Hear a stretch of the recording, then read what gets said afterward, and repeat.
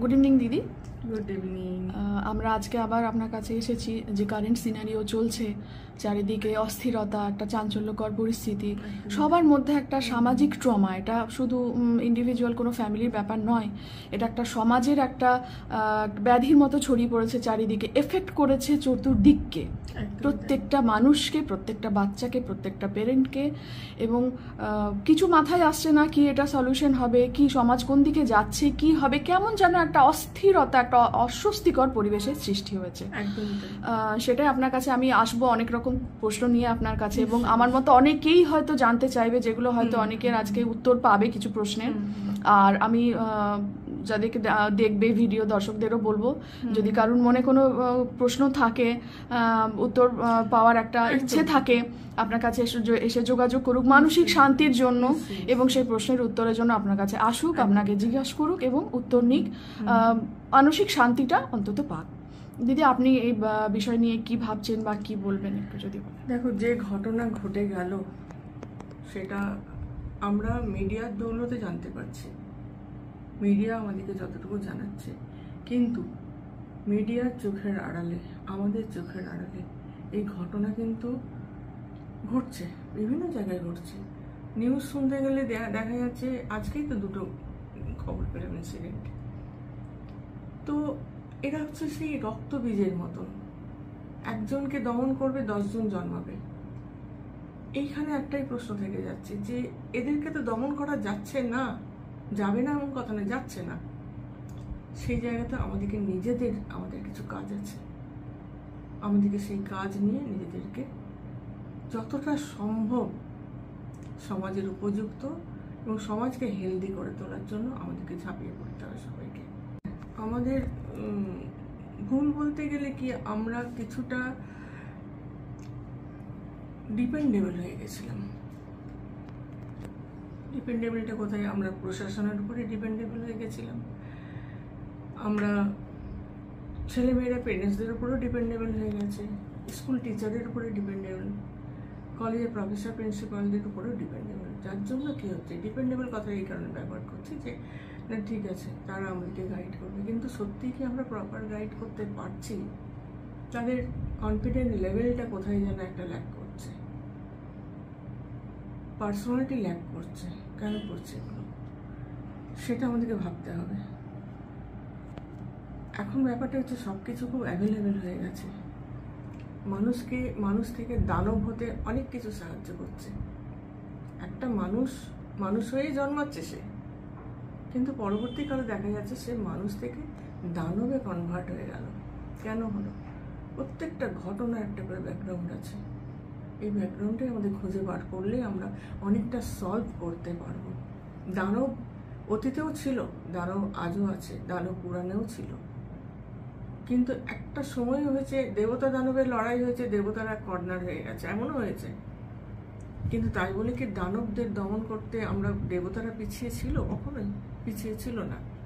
তো এই যে প্রতিবাদ আজকে হচ্ছে, যেটা এই প্রতিবাদের মতন করে হোক, একটা দৃষ্টান্ত সৃষ্টি করুক। যখন দেখা যাচ্ছে আমরা মিছিল করে যাচ্ছি, মিছিল করে কিছু হলো না, আমরা কিছু স্লোগান দিচ্ছি, স্লোগান করে কিছু হলো না, তখন প্যাটার্নটা চেঞ্জ করতে হবে।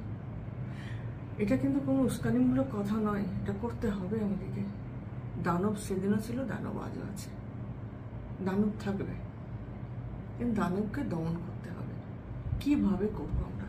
খুবই মর্মান্তিক ঘটনা, খুব কষ্ট পেয়েছি আমি, কাজ করতে পারছিলাম না কয়েকটা দিন, কিছু বলতে পারছিলাম না, খুব কষ্ট পেয়েছি।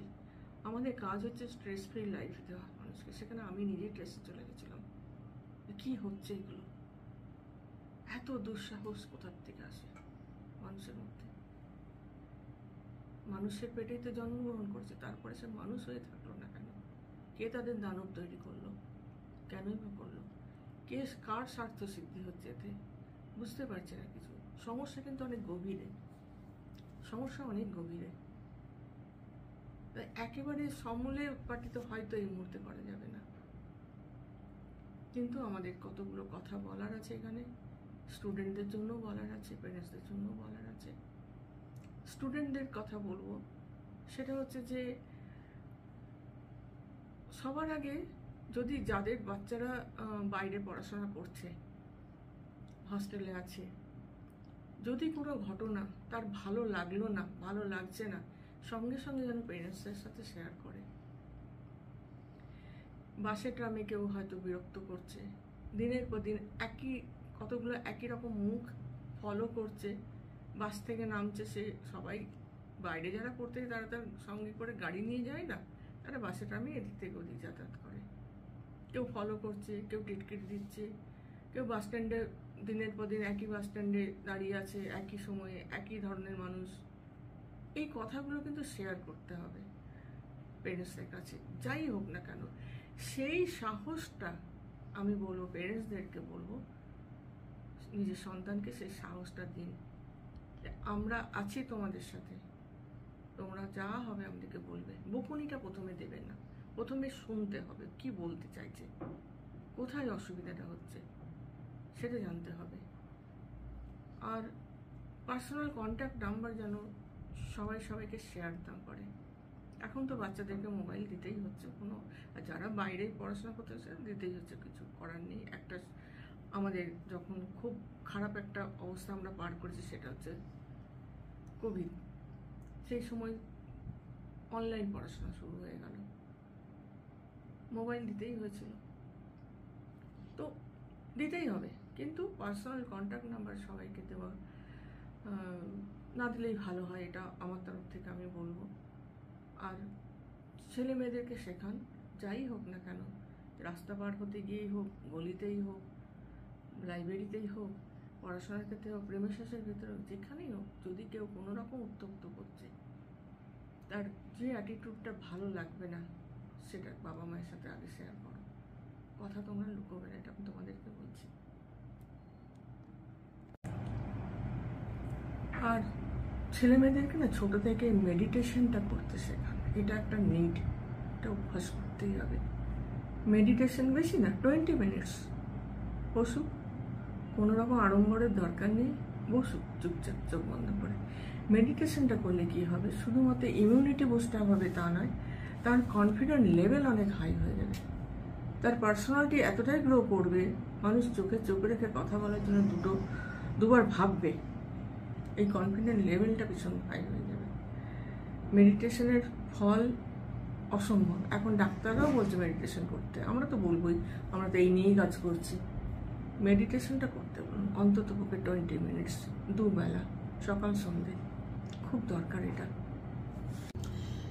দিদির কাছে অনেকটাই শুনলাম, আপনার কাছে অনেকটাই শুনলাম দিদি। আজকের সমস্যা যেটা সব থেকে বড় সমস্যা আমাদের স্টেটের বলুন, চাই আমাদের ঘরে ঘরে বলুন, এটা ঘরে ঘরে ছড়িয়ে গেছে। আজকে আমার মেয়েও ডাক্তারি পড়ে, সে আমাকে বলছে লাইব্রেরি যাব মা, তুমি চিন্তা করো না, 3 জন মিলে যাব। আজকে যে ওর মনে ভয়টা ঢুকেছে, আজ ও যখনই বলতো চিন্তা করো না, কিছু হবে না, এই যে একটা সাহস মনে ছিল, একটা কনফিডেন্স ছিল, কোথাও কি সেটা ভেঙে গেল? ভয়টা কিভাবে কাটবে, আদৌ কি কাটবে? এটা কি এই যে মর্মান্তিক একটা ঘটনা, এটা কি সমগ্র নারী জাতিকে বা প্রতিবাদী যে সমাজ, এই যে ইয়াং জেনারেশন, এটা কিন্তু প্রতিবাদী, এরা সৎ, এই জেনারেশনটাকে কি দমিয়ে রাখার জন্য এরকম মর্মান্তিক একটা ঘটনা ইচ্ছে করে ঘটানো, যে একটা দৃষ্টান্তমূলক শাস্তি মেয়েটিকে এমন ভাবে দেওয়া হোক যেন কেউ কখনো মাথা তুলে আর না দাঁড়াবার সাহস পায়। আমি কাল রাতে 10টার সময় গলি দিয়ে ফিরছিলাম, আজকে আমি এখানে বহু বছর আছি, আজ পর্যন্ত আমার কোনো দিন এক মুহূর্তে মনে হয়নি যে আমার সাথে কেউ থাকুক। কেন আমার কালকে রাতে মনে হলো যে যদি কেউ আমার সাথে থাকতো? এটা কি সমগ্র নারী জাতিকে দমাবার একটা দৃষ্টান্ত, নাকি একটা বিশেষ একটা জায়গায় যদি কেউ মুখ খোলার চেষ্টা করে বা সত্যি বলার চেষ্টা করে, যেন এই সাহসটা কোনোদিন না করতে পারে?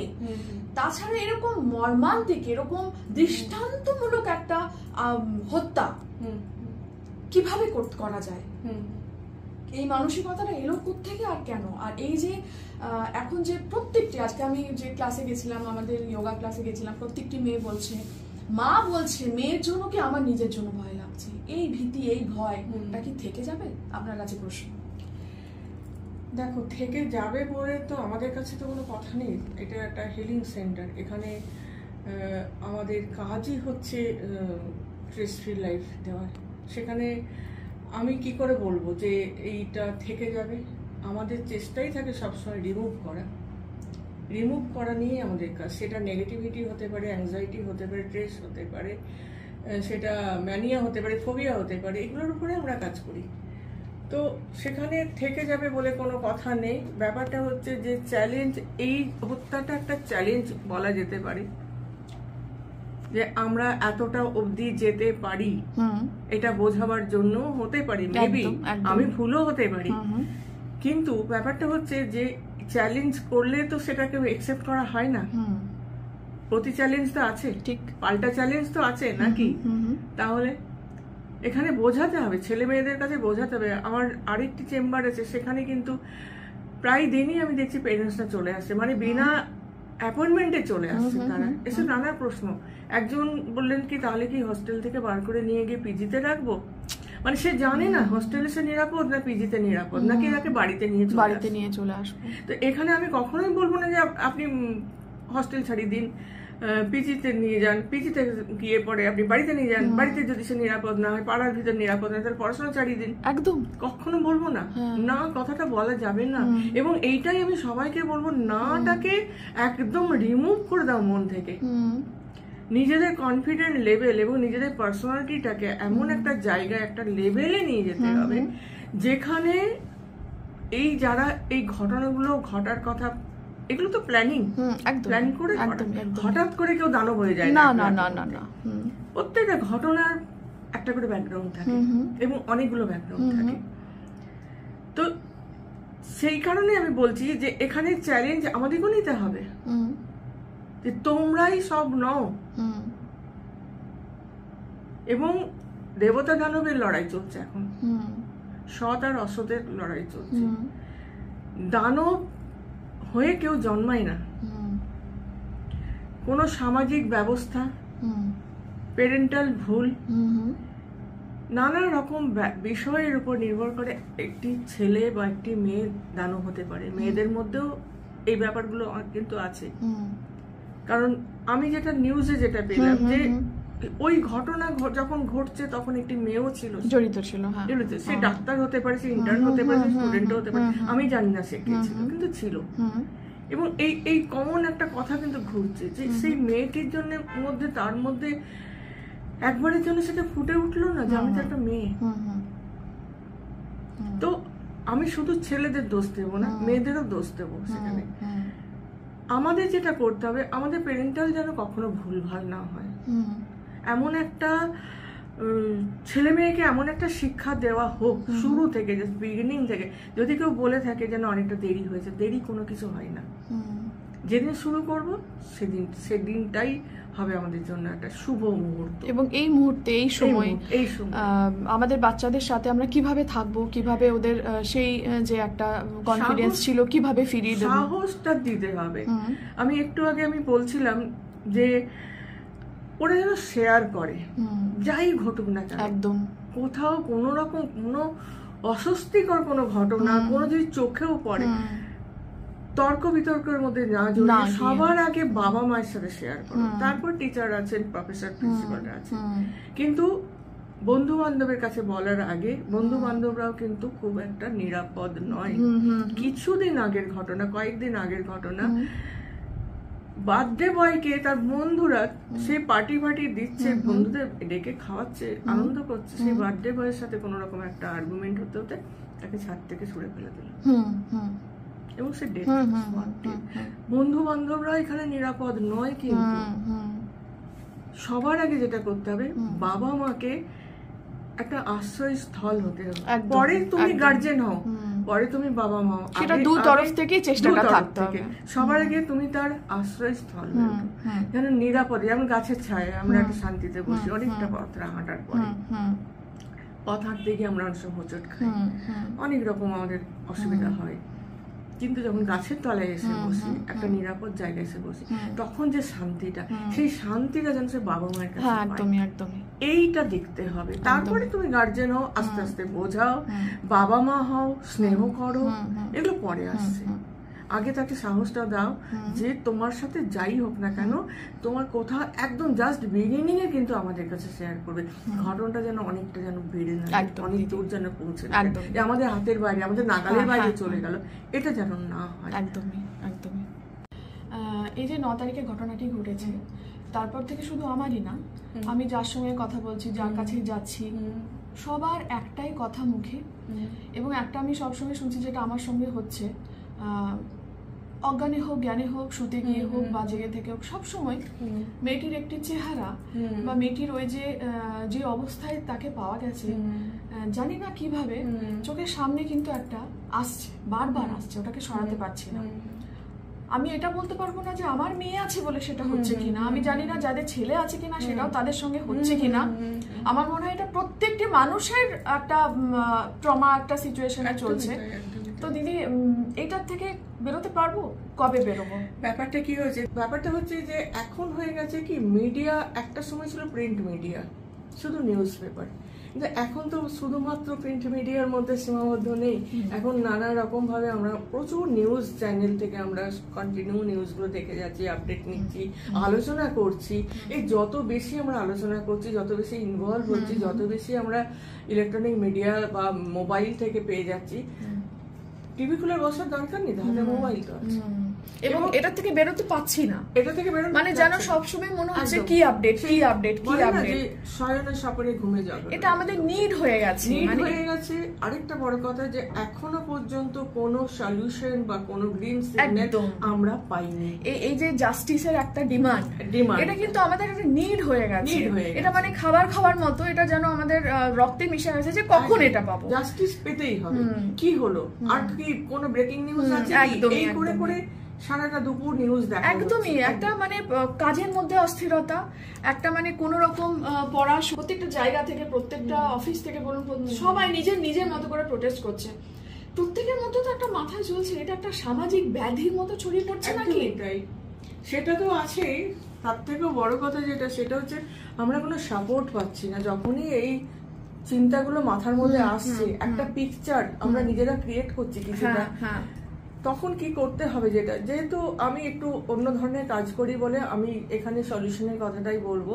সেক্ষেত্রে কি করতে হবে, একটা কোনো কিছুকে অবলম্বন করতে হবে। যখন আমরা ভেসে যাই তখন কি একটা খড়কুটোকেও তো আঁকড়ে ধরি।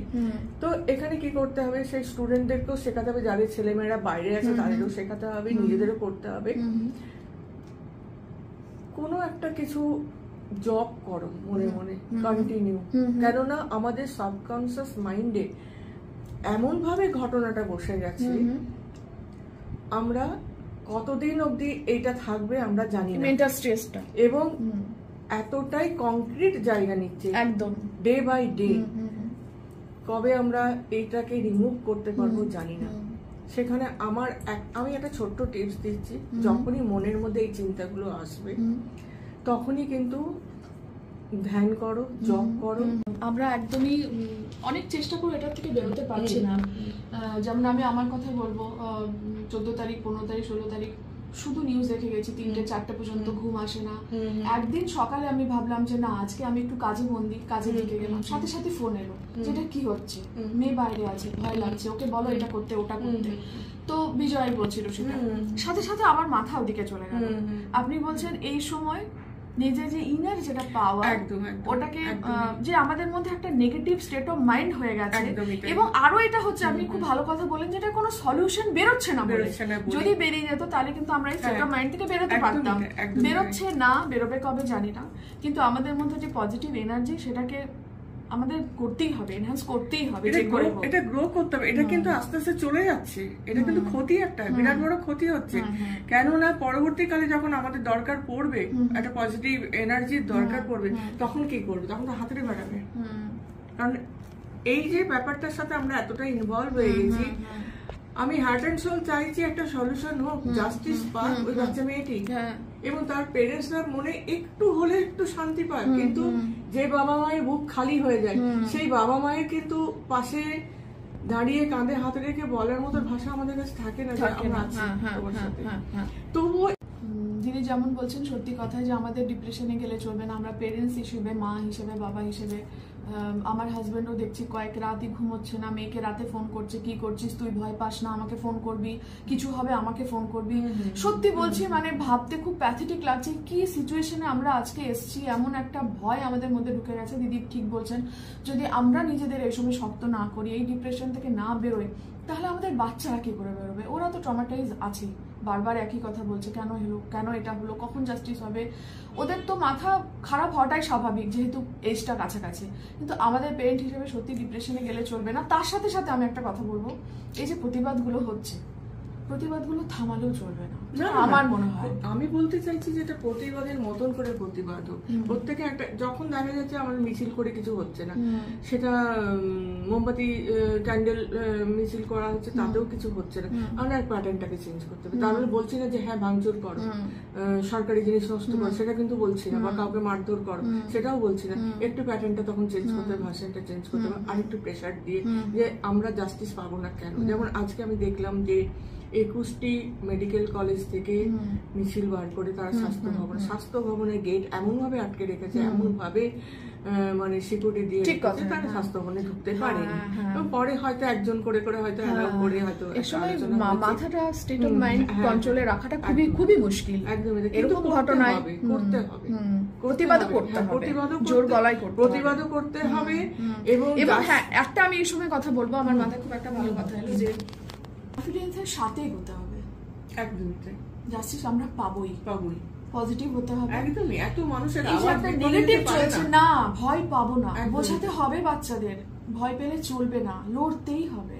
আর যে কবিতাগুলো আসছে, আর বাংলায় আসবো না ফিরে, আমি বারবার, আমি আগেও ভেবেছি, কিছু মনে করবেন না যারা ফেসবুকে পোস্ট করছেন, কেন ফিরবো না? 100 বার ফিরবো, বারবার ফিরবো, হতে দেব না। চেষ্টা করতেই হবে। ইংরেজদের তাড়িয়েছে আমাদের দেশের, তখনও ছিল, তখনও বিদ্রোহ হয়েছে, করতে হবে, বিদ্রোহ করব, কিন্তু দেবতা দানবের ডিপ্রেশনে গেলে চলবে না, থাকবে, দানব থাকবে। কেননা আমাদের সামাজিক ব্যবস্থার মধ্যে কিছু ভুল ভ্রান্তি আছে। আমি ইউপিতে অনেক কটা মেডিকেল কলেজ না, অনেক কটা ইউনিভার্সিটি আমি দেখেছি যেখানে মানে মেডিটেশন হল একদম রেডি করা আছে। সেখানে একটা কর্নারে প্রচুর আসন, ছোট ছোট আসন রাখা আছে বসার জন্য। স্টুডেন্টরা আসছে, একটা করে আসন নিয়ে বসে পড়ছে, আধ ঘন্টা মেডিটেশন করছে, আবার নিজের মতন করে চলে যাচ্ছে। ওদের প্রতিদিনের রুটিনের মধ্যে ওরা এটাকে রেখেছে, রাখতে বাধ্য হয়েছে। তো এইটাই আমি জানি না আমাদের পশ্চিমবঙ্গের কোনো ইউনিভার্সিটির মেডিটেশন হল আছে কিনা, হয়তো আমার জানা নেই, কিন্তু আমার মনে হয় নিজের মতন করে একটু মেডিটেশনটা করা দরকার। আমি ঘুরে ফিরে একটা কথাই বলবো, বয়স দেখতে হবে না, ছেলে মেয়ে দেখতে হবে না, বৃদ্ধ বা বৃদ্ধা দেখতে হবে না, প্রত্যেকে মেডিটেশনটা করো, অন্তত পক্ষে আধ ঘন্টা করে বসো সকাল সন্ধ্যে। নিজের কনফিডেন্ট লেভেলটাকে হাই করার জন্য মেডিটেশন করতেই হবে, তাহলে আমরা ভেঙে চুরমার হয়ে যাবো। ভাঙতে দিলে তো চলবে না, এটা তো আমাদের মোটো নয়। আমরা জাস্টিস করার জন্যই তো আমরা মানুষের আওয়াজ বিফলে যেতে পারে না, একদমই না। একটাই তো আমাদের ডিমান্ড যে ওই মেয়েটি যেন জাস্টিস পায়, এবং ওই মেয়েটির পরে আর কখনো কোনোদিন যেন এই ঘটনা না ঘটে। এটাই তো আমাদের ডিমান্ড। একটা সুস্থ সমাজ আমরা চাই। তো সুস্থ সমাজ চাইতে গেলে আমাদের নিজেদের সুস্থ থাকতে হবে, ভেঙে পড়লে চলবে না। তার জন্য একটা অবলম্বন দরকার, একটা ডিভাইন পাওয়ার দরকার। সেই পাওয়ারটা নিজের ভেতরে ইনহেন্স করতে হবে মেডিটেশন করে করে। আমি বারবার একটা কথাই বলবো, আমার ওই চেম্বারেও অনেকেই আসছেন, আমি একটা কথাই বলেছি, ভাই আমার কাছে যখন এসেছো আমি কখনো বলবো না তুমি একটা অ্যান্টাসিড খাও বা একটা অ্যান্টিবায়োটিক নাও, বলবো না। আমার যেটা কাজ, আমি আমার কাজের উপরে, আমার সাবজেক্টের উপর নির্ভর করে আমি কথা বলবো, মেডিটেশন করো। সাহস দেবেন। একটা ঘটনা ঘটেছে, খুবই মর্মান্তিক ঘটনা, তাই বলে প্রতিনিয়ত এটা ঘটবে এমন নয়। একদমই প্রতিনিয়ত তোমাদেরকে ভয় পেয়ে সেটিয়ে থাকতে হবে, ঘর থেকে বেরোবো না, এমনটা নয়।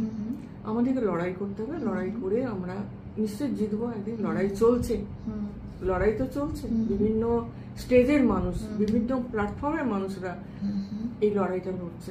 এটা সব থেকে বড় একটা আমাদের জন্য একটা ভালো দিক বলবো, পজিটিভ সাইন বলবো, যে সারা পৃথিবী আজকে আওয়াজ তুলছে, একসাথে আছি আমরা, একসাথে আছি আমরা। তাই একটা ব্যবস্থা হবেই, একটা সুদিন আসবে, একটা ভালো দিন আসবে। তোমরা চিন্তা করো না, তোমরা পড়াশোনা যেরকম করছো করো, সবসময় এত ভয় লাগছে করবে না। আর যা কিছু হবে, যেখানে যেখানে অসুবিধা দেখবে সঙ্গে সঙ্গে শেয়ার করবে সেটা। আরেকটা আমি কথা বলবো যে সবাই যে খারাপ, প্রত্যেকের একটা খারাপ মানসিকতা আছে সেটা কিন্তু নয়। অনেক আমরা দেখছি যেরকম মিছিল বেরোচ্ছে বা প্রতিবাদে প্রচুর ছেলে, প্রচুর বয়স্ক মানুষেরা, মানে আমাদের কাকারা, জ্যাঠারা, বাবারা প্রত্যেকে মাঠে নেমে এসেছেন। হ্যাটস অফ, তাদের প্রণাম জানায়, তাদের অনেক সম্মান জানায় তাদের। ওনারা আমাদের সাথে আছেন এবং তোমাদের যারা কম বয়স, যারা পড়ছো, এখন হস্টেলে আছো, বাইরে আছো, তোমাদের বলছি যে তোমাদের সাথেও সবাই আছে, সবাই থাকবে।